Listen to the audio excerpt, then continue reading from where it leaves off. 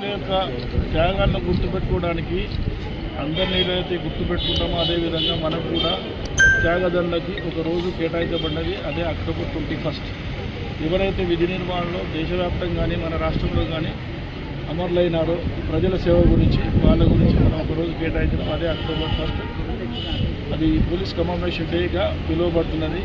So దాన్ని పురస్కరించుకొని మనము ఈ 1 వీక్ మొత్తము పిల్లలకి కానీ స్కూల్ పిల్లలకు కానీ కాలేజ్ పిల్లలకు కానీ లేకుంటే పౌరులకు కానీ పూర్తిగా పోలీసు యొక్క సేవల మీద అవగాహన కల్పించడానికి మనం చర్యలు చేపడతాం. అందులో భాగంగానే ఈరోజు ఓపెన్ హౌస్ అనేది పోలీస్ స్టేషన్లో పెట్టడం అనేది. ఓపెన్ హౌస్లో మనకు పోలీస్ కమ్యూనికేషన్ ఎలా జరుగుతుంది వైర్లెస్ సెట్ ద్వారా కానీ లేకుంటే వేరే కమ్యూనికేషన్ మీన్స్ ఏమేమి ఉన్నాయో దాని ద్వారా, తర్వాత అలాగే వెపన్స్ మన దగ్గర పోలీస్ స్టేషన్లో ఏమేమి వాడుతున్నాము, గతంలో వాడే వాళ్ళం ఎక్కువ కానీ ఇప్పుడు మనం వాటిని చూపెట్టాలి, ఎగ్జిబిట్ చేయాలనే ఉద్దేశంతో స్కూల్ పిల్లలను పిలిపించడం జరిగింది. వాళ్ళకు దీని మీద ఈరోజు అవగాహన కార్యక్రమం, అదేవిధంగా పోలీస్ స్టేషన్లో ఫంక్షనింగ్ ఏముంటుంది, వాటితో పాటు సైబర్ క్రైమ్ చాలా ఇంపార్టెంట్, పిల్లల మీద చాలా ఎఫెక్ట్ చేస్తున్నది.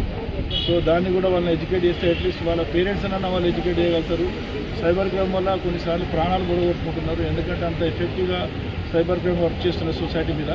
సో దాన్ని మనం అవాయిడ్ చేయడానికి దాని మీద కూడా కొంత అవగాహన కల్పిస్తాము.